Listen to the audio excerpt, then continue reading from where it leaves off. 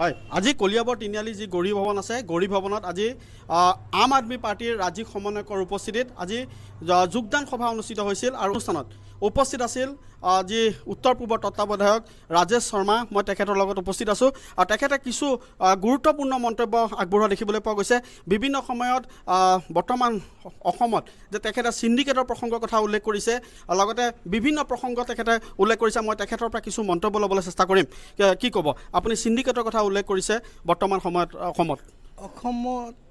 असम में इस वक्त अगर देखा जाए तो कोयला से लेकर काठ से लेकर रेत भूमि सबका एक माफिया चल रहा है। यहाँ तक कि सब्जी का भी सिंडिकेट चल रहा है।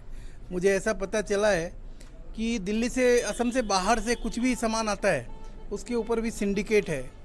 तो हर चीज़ के ऊपर जो पैसा है वो सिंडिकेट के पास जाता है और सिंडिकेट से वो पैसा कहीं और जाता है। तो ये समझने की ज़रूरत है। ये असम सरकार को देखना चाहिए कि किस तरीके के माफिया यहाँ पे चल रहे हैं। क्योंकि मैं कुछ दिन पहले मार्गेरिटा गया तो देख रहा हूँ कि कोयले की गाड़ियाँ एक के बाद एक निकल के आ रही हैं और वो पता चला कि ये सारे 2 नंबर का कोयला है। ठीक है, तो इसके ऊपर कार्रवाई होनी चाहिए।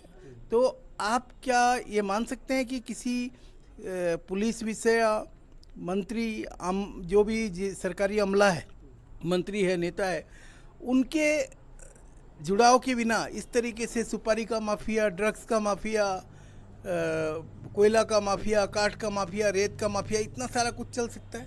तो ये बहुत गंभीर मुद्दा है। असम की सरकार को इस पर गंभीरता से ध्यान देना चाहिए और ये जितने माफिया चल रहे हैं इन सारे माफियाओं के ऊपर कार्रवाई होके और वो सारा पैसा सरकारी खजाने में आना चाहिए जो ये सारे चोरी का काम हो रहा है। আপুনি স্কুলৰ কথা কৈছে, বিদ্যালয় যিহেতু বন্ধ হৈ গৈছে বহুকেইখন বিদ্যালয়, আৰু বিদ্যালয়ৰ প্ৰসংগত আপুনি কিছু মন্তব্য আগবঢ়োৱা দেখিবলৈ পাইছিলোঁ কিছু সময় আগতে। কি ক'ব?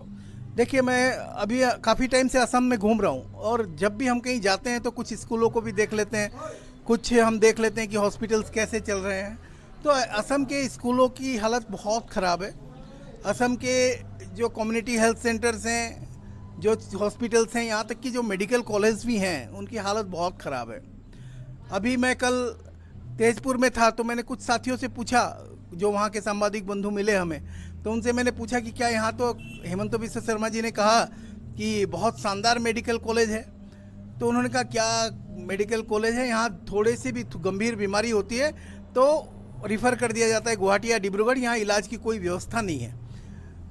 उसी तरीके से मैं मोरान में उस दिन गया था, तिलोय गाँव पंचायत, तिलोय नगर पालिका थी कुछ, तिलोय, वहाँ मैं गया तो वहाँ CHC कम्युनिटी हेल्थ सेंटर था। वहाँ 30 बेड का एक कम्युनिटी हेल्थ सेंटर और वहाँ पर मरीजों को इतनी बुरी तरीके से रखा गया, वहाँ ना उनके बेड पर एक बेड की सीट हो, ना उनके ऊपर पंखा चल रहा था, ना साफ सफाई थी, ना उनके लिए खाने पीने की कोई व्यवस्था थी। वहाँ तो जाके मरीज और बीमार हो जाएगा। तो कम से कम ये सारी व्यवस्थाएं ठीक होने की ज़रूरत है। स्कूल बहुत बुरी कंडीशन में है। 2-2, 3-3 कमरे के जो वेंचर स्कूल्स हैं, उन वेंचर स्कूल का प्रोविंशियलाइजेशन तो कर लिया गया है। उसको कल माननीय मुख्यमंत्री जी ने कहा कि हमने 6810 स्कूल बनाए। 6810 स्कूल आपने नहीं बनाए, 6810 स्कूल असम की जनता ने बनाए हैं। असम के लोगों ने मिलकर, अपनी ज़मीन देकर, अपने पैसों से वहाँ मकान खड़ा करके और बिल्डिंग खड़ी करके वहाँ स्कूल बनाए हैं।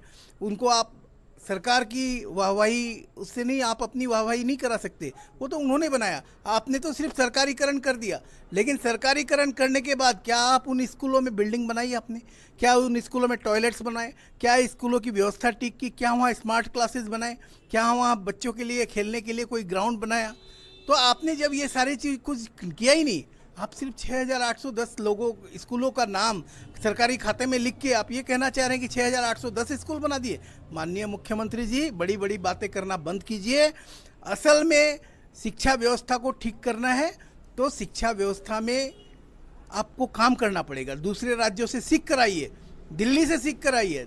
अगर दिल्ली से नहीं सीखना है, अगर दिल्ली से सीखने में कोई तकलीफ है, और भी दूसरे राज्य हैं जहां आपको लगता है कि यहाँ अच्छा काम हो रहा है, आप वहां से सीख के आए, विदेश से सीख के आए। लेकिन असम के स्कूलों को ठीक कीजिए, असम के बच्चों को पढ़ने की सुविधा दीजिए ताकि वो आगे, अगर बच्चे पढ़ेंगे तभी वो आगे बढ़ेंगे, तभी देश भी तभी आगे बढ़ेगा।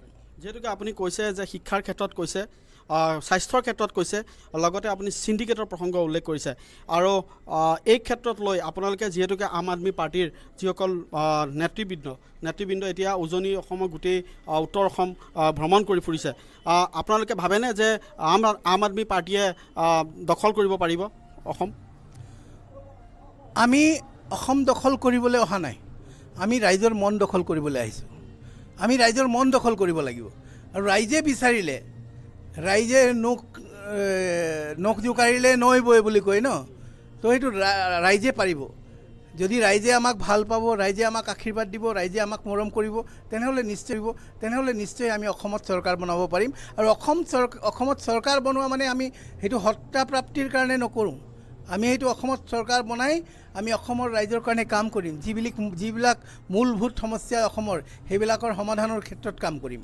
ভাৰতৰ প্ৰধানমন্ত্ৰী অৰবিন্দ কেজৰিৱাল হ'ব আকৌ একেখিনি কথা আছে ৰাইজে বিচাৰিলে নিশ্চয় হ'ব আৰু ৰাইজে কাক ভোট দিয়ে ৰাইজে কাক বিচাৰে যেতিয়া ৰাইজে চাই যে এইজন নেতাৰ পৰা আমাৰ কিছুমান আশা আছে এইজন নেতাই কিছু এটা কৰিব পাৰিব নতুন তেখেতৰ কিবা এটা ভিজন আছে যদি তেনেকুৱা ৰাইজে বুজি পায় তেনেহ'লে নিশ্চয় ৰাইজে তেখেতক মৰম দিব আৰু অৰবিন্দ কেজৰিৱাল প্ৰধানমন্ত্ৰী হ'ব আমি সেইটো মিছনত লাগিছোঁ আমিও কাম কৰি আছোঁ ৰাইজে আহক যদি ৰাইজে ভাল পাব তেনেহ'লে নিশ্চয় এয়া আমাৰ লগত আছিল উত্তৰ পূবৰ আম আদমি পাৰ্টিৰ তত্ত্বাৱধায়ক ৰাজেশ শৰ্মা আৰু আমি তেখেতৰ পৰা কিছু মন্তব্য ল'বলৈ চেষ্টা কৰিলোঁ কেমেৰা পাৰ্চন বিকিৰ সহযোগত মই মৃদুপল্লৱ শইকীয়া ৰিপৰ্ট অসম লাইভ 24